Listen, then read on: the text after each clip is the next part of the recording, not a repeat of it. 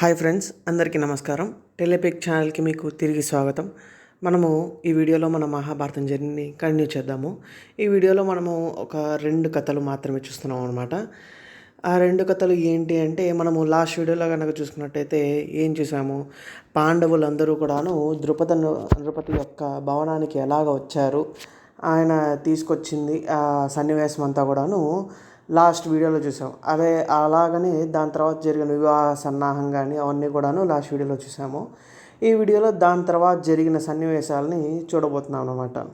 అలాగా పాండవులందరూ కూడాను వివాహం తర్వాత 1 సంవత్సరం కాలం పాటు ఆ యొక్క ద్రుపద నరపతి దగ్గరే ఉన్నారనమాట. అక్కడే అంటే ఆ ప్యాలెస్లోనే, ఆ యొక్క రాజభవంతిలోనే వాళ్ళు వాళ్ళ యొక్క జనజీవనం సాగించారనమాట.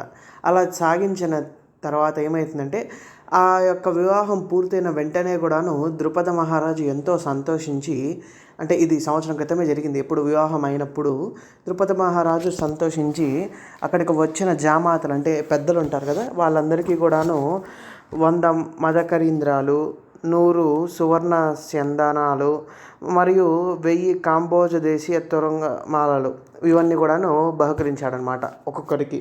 అంటే మదకరీంద్రాలు అంటే ఏనుగులు అనమాట. అంటే 100 ఏనుగులు. మళ్ళీ సువర్ణ స్యందనాలు అంటే చారియట్స్ అనమాట. స్యందనం అంటే చారియట్ అనమాట. అంటే 100 చారియట్స్. నెక్స్ట్ తురంగమాలలు అంటే హార్స్ గార్లెండ్స్ అనమాట. అంటే ఏంటి, ఉంటాయి కదంటే హార్స్కి కూడా మనము చూసుకున్నట్టయితే పూర్వకాలంలో ఇప్పుడుకి కూడాను మనము తిరుమల లేకపోతే వెళ్ళాము అంటే ఆ యొక్క గుర్రానికి వేసే నగలు కానీ అవన్నీ భలే ఉంటాయి, చూడ్డానికి ఎంతో కనువిందుగా ఉంటాయి. అలాంటివి అన్నమాట. 1000 కాంబోజ దేశం అంటే కాంబోజ దేశం గురించి కూడా వస్తుంది మహాభారతంలో. మనం అప్పుడు దాని గురించి కొంచెం సీరియస్గా డిస్కస్ చేద్దాం అనమాట. ఆ యొక్క దేశము దీనికి ఫేమస్ అని అన్నట్టుగా ఆ దేశానికి సంబంధించిన ఈ హార్స్ గార్లెన్స్ అనేది కూడాను ద్రుపద మహారాజు జామాతలకు అందరికీ బహుకరించాడనమాట. దాని తర్వాత ఇంకా అంటే ఓన్లీ పెద్దలే కాదు కదా, దాసీమణులు కూడా ఉంటారు కదా. ఆ యొక్క వివాహంలో చేసిన పనులు చేయడానికి ఉన్న దాసీమణులందరికీ కూడాను 100,000 పాడి ఆవులను మరియు సువర్ణ ఆభరణాలు, ధనరాశులను, కాంచన శయనాలు అంటే ఏంటి, గోల్డెన్ బెడ్స్ అనమాట. అవన్నీ కూడాను ఆ యొక్క వివాహంలో పనిచేసిన దాసీమణులందరికీ కూడాను బహుకరించాడనమాట. ఇదంతా కూడాను అంటే అంత ఎక్కువ ఇంపార్టెన్స్ ఇచ్చాడు అని అనమాట. ఈ యొక్క ఇది చూపించేది ఏంటి అంటే, ద్రౌపది దేవి యొక్క వివాహానికి అంత ఇంపార్టెన్స్ ఇచ్చాడు ద్రుపద మహారాజు అని చూపించుకోవడానికి అనమాట. అంటే అంత ఆనందం కలిగింది ద్రుపద మహారాజుకి. ఎందుకు, ఆయన ఎప్పటి నుంచో కూడాను అర్జునుడికి ఇచ్చి చేయాలనుకుంటూ ఉన్నాడు ద్రౌపది దేవిని. కానీ ఆ యొక్క లక్క ఇంటిలో జరిగిన కథనం వల్ల అర్జునుడు మరణించాడేమో అని చెప్పేసి బాధపడుతూ ఉండేవాడు. అందుకనే ఎంతైనా కూతురు పెళ్ళిడికి వచ్చింది కదా అని చెప్పేసి ఆ యొక్క స్వయంవరం ఏర్పాటు చేశాడనమాట. ఒకవేళ అర్జునుడు లేకపోతే ఏమి, అర్జునుడంతటి వాడెవడైనా కూడాను నా యొక్క కూతురికి పతి కావాలను అన్నట్టుగా ఆ స్వయంవరం చేశాడు కదా. కానీ ఈ యొక్క స్వయంవరంలో జరిగిన విశేషం వల్ల అంటే ఏంటి, ఆ యొక్క సర్ప్రైజ్ ఏంటి అంటే అర్జునుడే ద్రౌపది దేవిని గెలుచుకున్నాడు. సో ఆ ఆనందంలో ఆయన ఇన్ని బహుమతులన్నీ కూడాను ఇచ్చాడనమాట. ఈ యొక్క సంవత్సరం కాలం పాటు పాండవులందరూ కూడా ద్రుపద మహారాజు దగ్గర ఉన్నారు కదా. వీళ్ళ దగ్గర ఉండే గూఢాచారులు ఎవరైతే ఉన్నారో, అంటే మనకు తెలిసిందే ఏ రాజ్యంలో అయినా కూడా పక్క రాజ్యం వారికి గూఢాచారులు ఉంటారు. అలాగా ఈ యొక్క దుర్యోధనుని యొక్క గూఢాచారులు కొంతమంది ఈ విషయాన్నంతా తీసుకొని దుర్యోధనునికి వెళ్ళి ఈ మొత్తం విషయం అంతా కూడా చెప్తారనమాట. ఇలా జరిగింది ఏంటి, పాండవులు బతికే ఉన్నారు, వాళ్ళు ద్రౌపది దేవిని వివాహం ఆడారు కాబట్టి వాళ్ళకి ద్రుపదుడికి మంచి టైస్ కుదిరినాయి. అంటే ఏంటి, మంచి పవర్ బ్యాకింగ్ వచ్చింది పాండవులకి. అలాగే శ్రీకృష్ణుడు కానీ మళ్ళీ బలరాముడు వాళ్ళందరూ కూడాను అక్కడే ఉన్నారు అన్నట్టుగా. అంటే మనకు తెలిసిందే కదా, శ్రీకృష్ణుడు వాళ్ళతో పాటే ఉన్నాడు. ఎందుకు అంటే, శ్రీకృష్ణుల వారి గురించి ఎందుకు చెప్తారు అంటే, వీళ్ళకి రక్త సంబంధం ఎక్కడి నుంచి వస్తుంది, కుంతీదేవి ద్వారా వస్తుంది. ఎలాగా, శ్రీకృష్ణుని యొక్క తండ్రి వాసుదేవుడు ఉన్నాడు కదా, దేవకి వసుదేవుడు ఉన్నాడు కదా, ఆ యొక్క వసుదేవుని యొక్క చెల్లెలే ఈ యొక్క కుంతీమాత అనమాట. అంటే మనము ఏ వీడియోలో కుంతీదేవి గురించి చేసిన ఒక వీడియో ఉంటుంది, చిన్న కుంతీదేవి గురించి ఒక స్టోరీ వచ్చింది కదా. ఆ వీడియోలో మనం చెప్పాము ఏంటి, కుంతీదేవి ఎలాగ వసుదేవుని యొక్క చెల్లెలు ఎలాగ కుంతిగా అయ్యింది, అంటే ఎలాగ అడాప్టేషన్ తీసుకునింది, కుంతి భోజని యొక్క కూతురిగా మారిందో తెలుసు కదా.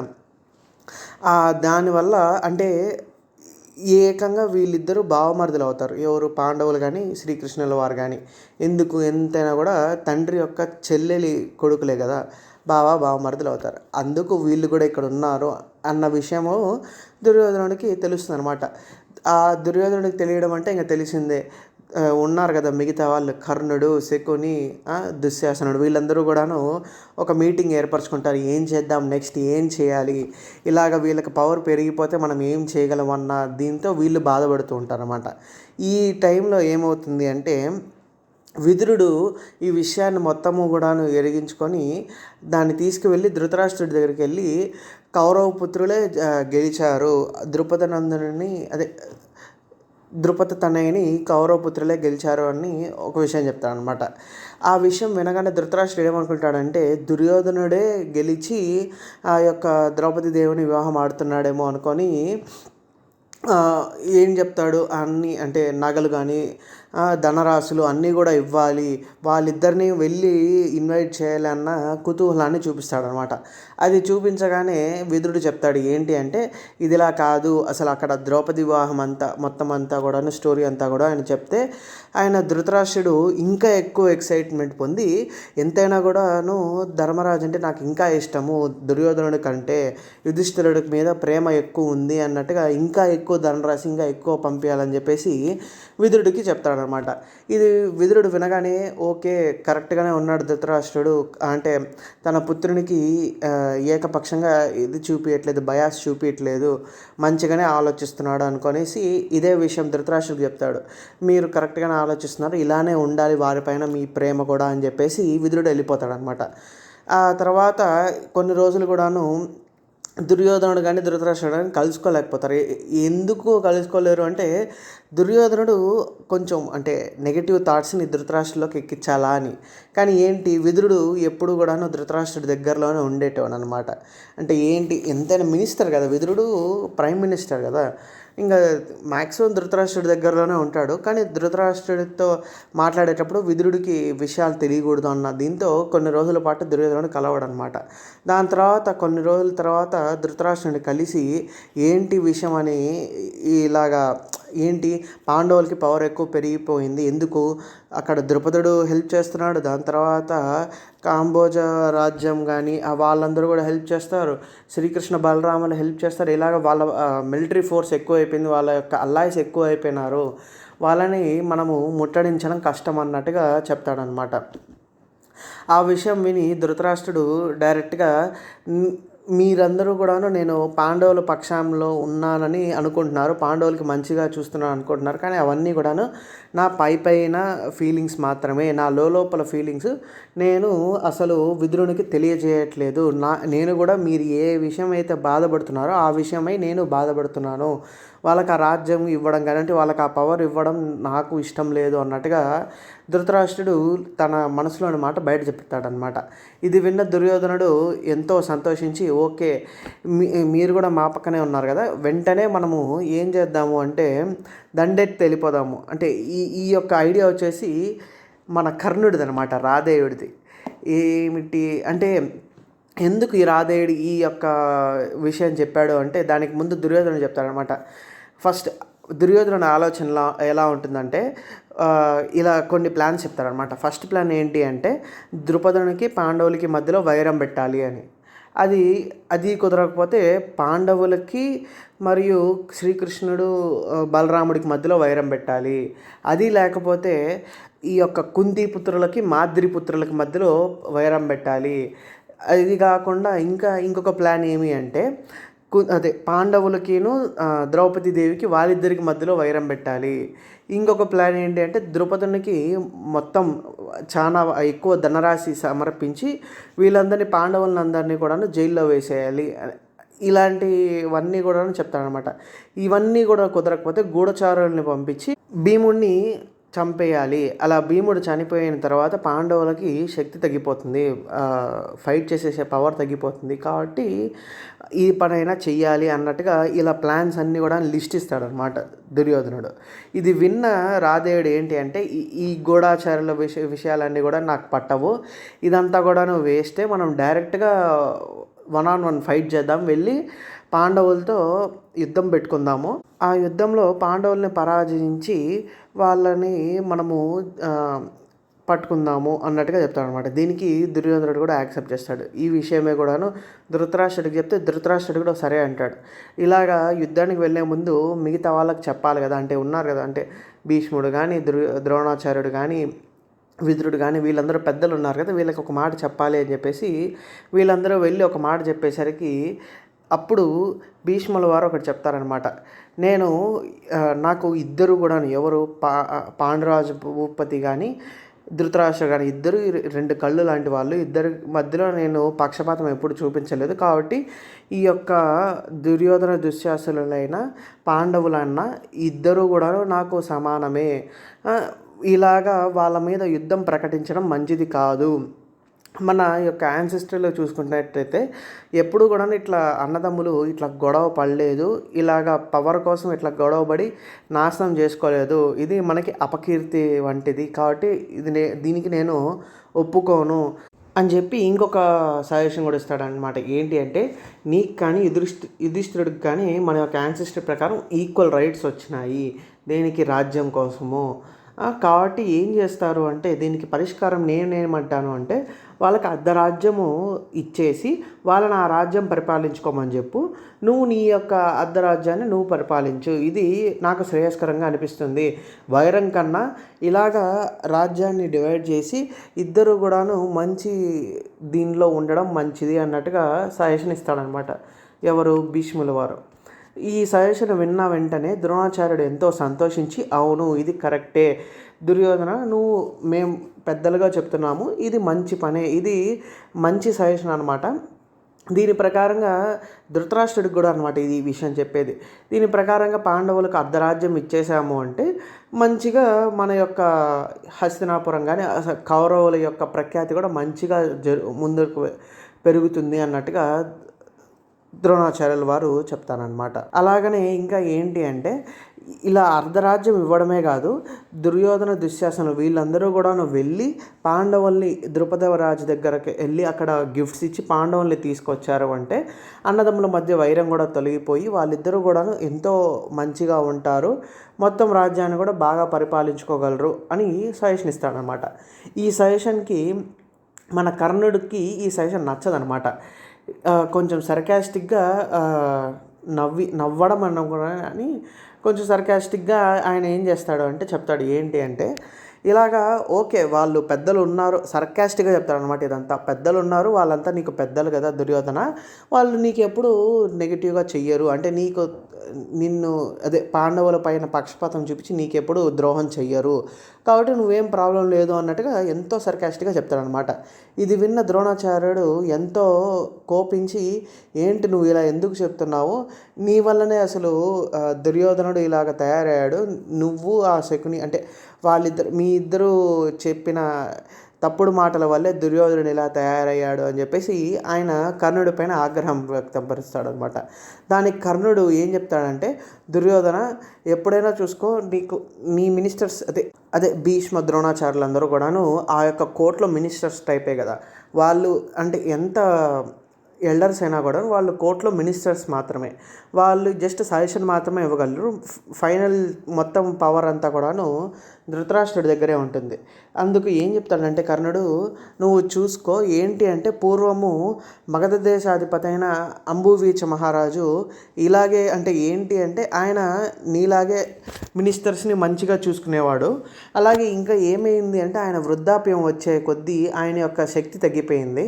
దానివల్ల ఏమైంది అంటే కొన్ని రోజులకి ఆయన కోర్టుకు కూడా వెళ్ళే శక్తి లేకుండా అయిపోయాడు.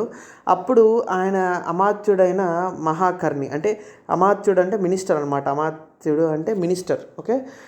మహాకర్ణి అనే అమాత్యుడు ఏం చేశాడు అంటే మొత్తం పవర్ని ఆయన దగ్గర నుంచి లాక్కొని ఆయన ధనరాశులు అంటే ఆ యొక్క రాజభవనంలో ఉన్న ధనరాశులన్నీ తీసుకోవడము, అంటే ఇల్లీగల్గా, అంటే ఏంటి ఆయన మీద, అంటే రాజు యొక్క పేరుతో ఆయన ఇల్లీగల్గా తీసుకోవడం అన్నమాట. అలాగే రాజు యొక్క ప్యాలెస్లో ఉన్న సుందరీమణులందరినీ తీసుకోవడము, ఇలాగ అన్నీ కూడాను అకృత్యాలు చేసి లాస్ట్కి మగధ దేశాధిపతిని రాజ్యం నుంచి వెళ్ళగొట్టాడు.